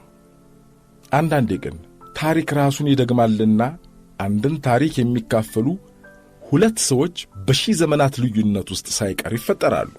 እዚህ ኢትዮጵያ ውስጥም እንደ እሁ ቅዱስ የተሸጡ ሰው አሉ። እዚያው ደቡብ ወሎ ደሴ። ደሴ የምትታወቀው በፍቅር ከተማነቷ፣ የኢትዮጵያ ባህላዊ ዜማዎች አምባ በመሆኗ፣ በንጉሥ ሚካኤል ታሪክና ባይጠየፍ አዳራሽ፣ በዘመናዊው የኢትዮጵያ የመንግሥት ታሪክ ውስጥም በያዘችው ቦታ ብቻ አይደለም። ብዙ ያልተነገረላቸው በደሴ ተራሮች ላይ የሚያበሩ፣ የሚንቀሳቀሱ፣ የሚተነፍሱና ሕይወት ያላቸው የደሴ ውድ ቅርስም አሉ። እኒያ ሰው የትውልድ ቦታቸው ወሎ እንዳልሆነ በቅርበት የሚያውቋቸው ይናገራሉ። ምናልባት ወደ ሰሜን ሸዋ አካባቢ እንደሚሆን ይገመታል። እስካሁን ግን የተወለዱበትን ቦታና ዘመን በእርግጠኝነት የሚያውቅ የለም። እርሳቸውም ሃይማኖታቸውንና ምግባራቸውን እንጂ ሰው ትውልዳቸውንና ጎሳቸውን እንዲጠይቃቸውም እንዲያውቅላቸውም አይፈልጉም። ከጥንት ጀምሮ የሚያውቋቸው የደሴ ከተማ ሽማግሌዎች ግን እርሳቸው ያወቁበትን ጊዜና በዚያ ጊዜ ስንት ዓመት ሰው ሊሆኑ እንደሚችሉ በመገመት ዕድሜያቸውን በ70ና በ80 መካከል ይገምቱታል። ወደ ጎንደር ለትምህርት ሲሄዱ ደሴ ደረሱ። እዚያ የፈረሱ አብያተ ክርስቲያናትና የተጎዱ ሰዎችን አዩ። እዚህ በተግባር የሚሠራ ሥራ እያለ እዚያ የቃል ትምህርት ለመማር ምን ወሰደኝ ብለው እዚያው ደሴ ቀሩ። እኒህ ሰው የሚታወቁት በሥራና በፍቅር ነው። በደሴ ከተማ የሚገኙትን አብያተ ክርስቲያናት በማሳነጽ ታሪክ ሲዘክረው የሚኖር አሻራ ኖረዋል። እንዲያውም እርሳቸው ካልገቡበት የሚሳካ አይሆንም ብለው ደሴዎች እንዲገምቱ ድረስ አድርገዋል። እርሳቸው ካዘዙ ሁሉ ይታዘዛል። የእርሳቸው በጎ ሥራ ግን በዚህ የሚቆም አይደለም። የተቸገረና የተጨነቀ ሰው ካገኙ ግንባር ቀደም ደራሽ ናቸው። ለእርሳቸው ዘርና ሃይማኖት ሰውን ለመርዳት መመዘኛዎች አይደሉም። ሰውነት ብቻ ይበቃቸዋል። የእርዳታቸው ከመከራ ያወጣቸው፣ ከችግር የታደጋቸውና ሕይወታቸውን ያቀለለላቸው ሰዎች ስለ እኒህ አባት ሲያወሩ የማያቋርጥ እምባጋ ነው። አንዳንዶች እንዲያውም ከንግግር ይልቅ እርሳቸውን እያሰቡ ዝም ብለው በማሰብ በማልቀስ ይገልጧቸዋል።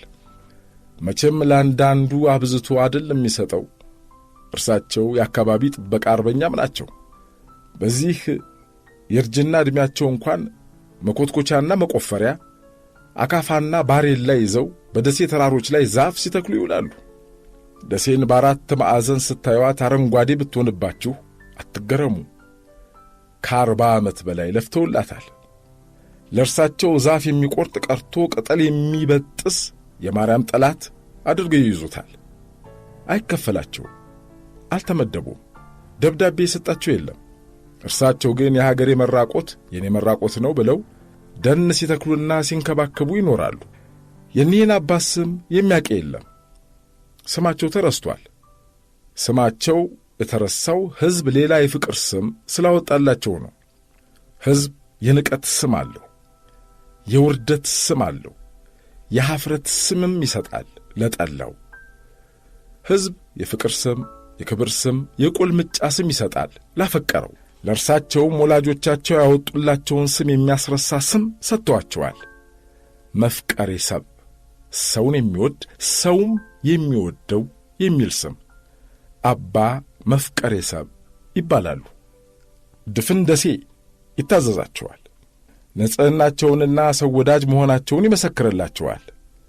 ሙስሊምም ክርስቲያኑም እኩል ልጃቸው ነው። የግሸንን መንገድ ሲያሰሩ በደሴ ከተማ የታወቁት የሙስሊም ባለ ሀብት 50 ሺህ ብር ሰጡኝ ብለው ነግረውኛል። ቤታቸው ብትገቡ ትደነቃላችሁ። ወንበርና አልጋ ነው ያላቸው። አልጋው ላይ መጻሕፍት በክብር ተደርድረዋል። አልጋ ለንጉሥ ነው፣ ነገሥታቱ ደግሞ መጻሕፍቱ ናቸው። አልጋው ላይ የሚኖሩት እነርሱ ናቸው ይላሉ። ሰው ለሀገሩና ለወገኑ መልካም ሲሠራ ካዩ የለበሱትንም ካባ ቢሆን አውልቀው ይሸልማሉ። ስለ እርሳቸው ሲነገር አይወዱም እንጂ ስለ መልካም ሰዎች ተናግረው አይጠግቡም። አንድ ቀን እንዲህ ሆነ። የደሴ የገብርኤል ቤተ ክርስቲያን ተጀመረና ለመጨረስ ገንዘብ አጠረ። ወዲህ ቢባል ወዲያ ገንዘብ ከየት ይምጣ? የደብሩ አስተዳደር አውጥተው አውርደው አንድ ሐሳብ አመጡ። አባ መፍቀሬ ሰብ እንደ እሁ ቅዱስ መሸጥ አለባቸው አማከሯቸው። አባ እባክዎን እርስዎን ሸጠን የገብርኤልን ቤተ ክርስቲያን ልንጨርስ ነው። እኔ ምን አወጣላችኋለሁ? ኧረ በደንብ ያወጣሉ፣ ብቻ ለመሸጥ ይስማሙ። ካወጣሁ እንኳን አንድ ጊዜ 10 ጊዜ ልሸጥ። በእርሳቸው ስም የእርሳቸው ፎቶና ስም ያለበት ቶምቦላ ተዘጋጀ። ድፍን ደሴ ሙስሊም ከክርስቲያኑ ተሻምቶ ገዛው። መፍቀሬ ሰብ አይደሉ? ያልተሰበሰበውን ጨምሮ ከ2 ሚሊዮን ብር በላይ ተሸጡ ማለት ነው። ሌሎች የሀገር ሀብት ቅርስና ታሪክ በሚሸጡበት ዘመን አባ መፍቀሬ ራሳቸውን ለሀገርና ለወገን ለእምነታቸውና ለዓለማቸው ሸጡ። ሌሎች በቤተ እምነቶች ውስጥ ተደብቀው ለጥቅማቸው ሲሉ የምዕመናንን ገንዘብ በሚበሉበት ዘመን ለምዕመናን ሲሉ አባ መፍቀሬ ሰብ ተሸጡ። ሌሎች በጎቻቸውን ለራሳቸው ሲሸጡ፣ አባ መፍቀሬ ግን ለበጎች ራሳቸውን ሸጡ። እልም ባለ በረሃ ውስጥ የምትገኝ ቀዝቃዛ ምንጭ ተስፋ የቆረጠውን ሁሉ እንደምታረካ ታማኝነትና ሕዝብን መውደድ በዓላማ መኖርና ለዓላማ መሰዋት እየጠፋ ባለበት ዘመን እርሳቸውን ማየት እንደዚያ ተስፋ ነው። የዛሬው ፕሮግራም ይህንን ይመስል ነበር። ቆንጆ ያማረ ሰናይ ቀን እመኝላችኋለሁ። ደህና ዋሉ።